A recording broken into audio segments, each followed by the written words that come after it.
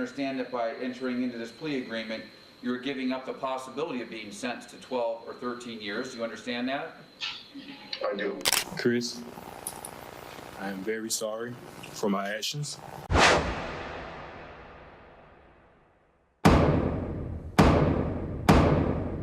As the felony charge of driving while under the influence resulting in death, how do you plead? Guilty or not guilty? Guilty. This is Henry Ruggs III, a former wide receiver for the Las Vegas Raiders who entered a formal plea of guilty to the deadly DUI accident that claimed the life of Tina Tintor, age 23.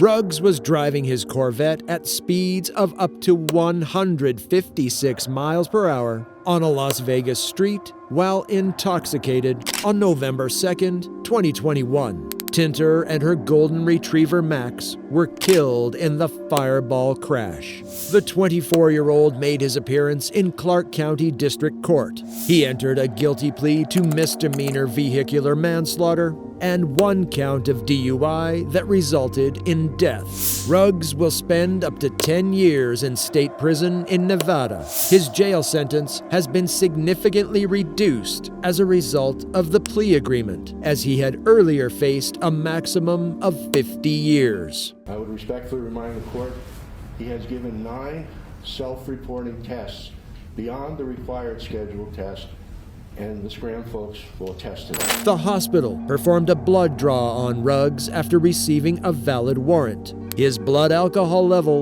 was 0.16, which is twice Nevada's legal limit. According to a statement made following the court hearing by Clark County District Attorney Steve Wolfson, the plea deal for less time was reached because of uncertainty over the blood test findings. Ruggs cannot appeal his conviction on the most serious charge Nevada allows for drunk driving as a consequence of the agreement. According to ESPN, he will continue to be under house arrest while being watched over by electronic monitoring to track his whereabouts and alcohol checks. After the collision, according to the police, a loaded revolver was found discovered in his destroyed car. Riggs originally faced further charges of DUI, causing great bodily injury, 2 counts of careless driving, and a misdemeanor guns charge until counsel and prosecutors agreed to the plea bargain on May 2nd. I'm going to call it a follow-up. I'm not going to call it anything else. And I hope that everyone is satisfied and that a proper hearing and a fair hearing can be conducted and this matter can proceed on its general, ordinary course. This is Kellen Winslow II.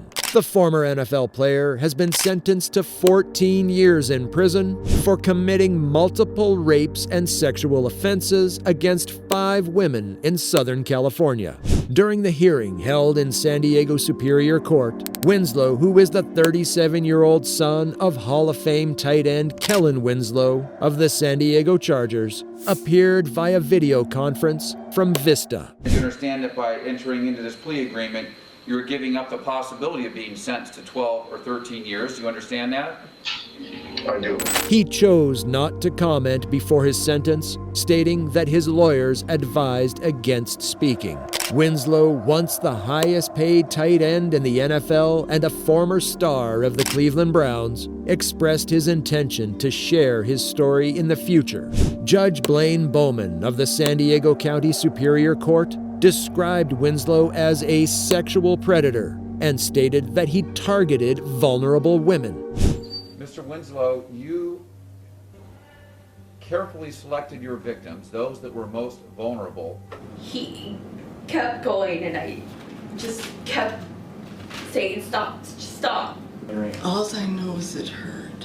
His crimes involve befriending a homeless woman, picking up a 54-year-old hitchhiker, and assaulting a teenager who had passed out at a party. Judge Bowman characterized these acts as brazen. Even after his initial arrest, Winslow continued to victimize women.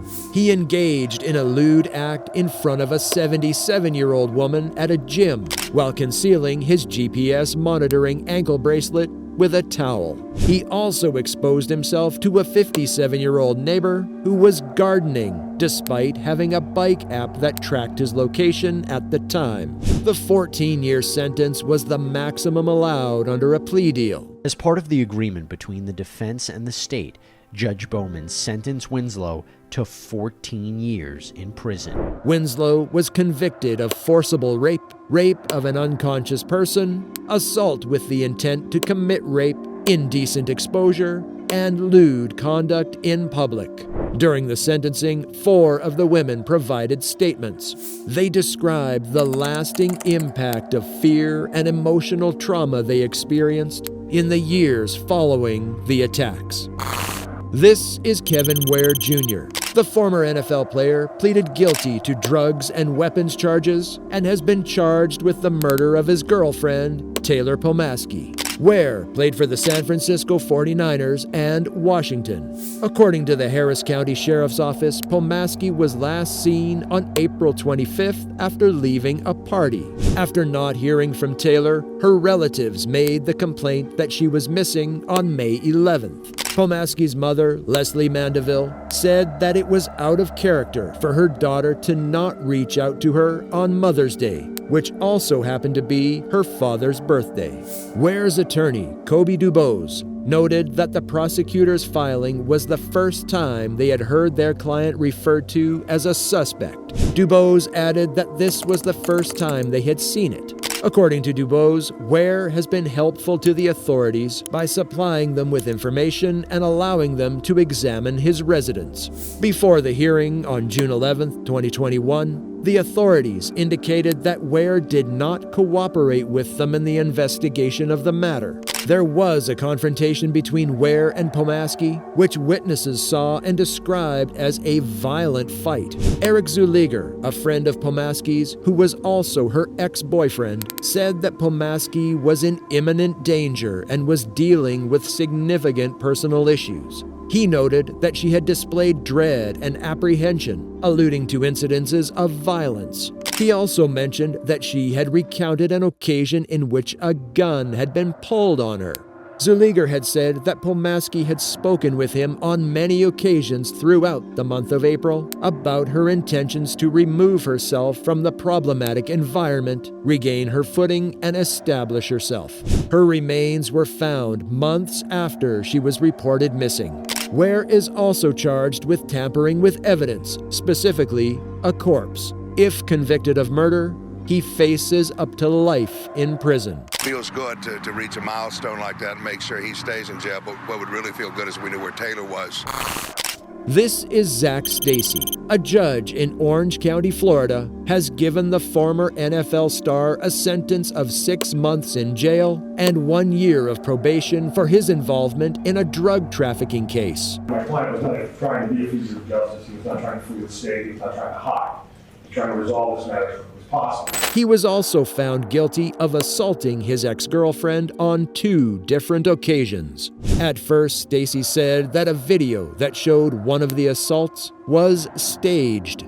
In spite of this, he eventually confessed to attacking Kristen Evans, the mother of his child, in the middle of August 2021 because he was furious over the payment of the rent. Evans detailed how Stacey subjected her to a pattern of constant physical abuse, including slapping her, beating her, pulling her by the arms, and throwing her through a window. She showed photographs of her wounds, which included scratches and cuts all over her body.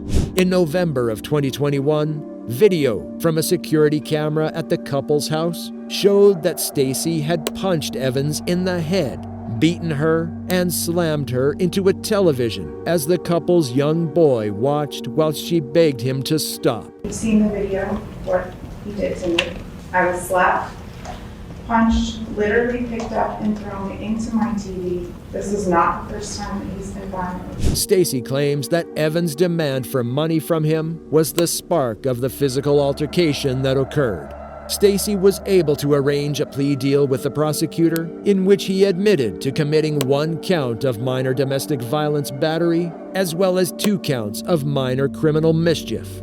As part of the agreement, the accusations of battery against the defendant were dropped. It's not known when Stacey, who was selected by the Rams in the drafting of 2013 players, will start serving his jail time. TMZ was able to get a video of Stacey's arrest, in which she is said to have informed police from the Orlando Police Department that Evans was behind the event since he had turned her down romantically.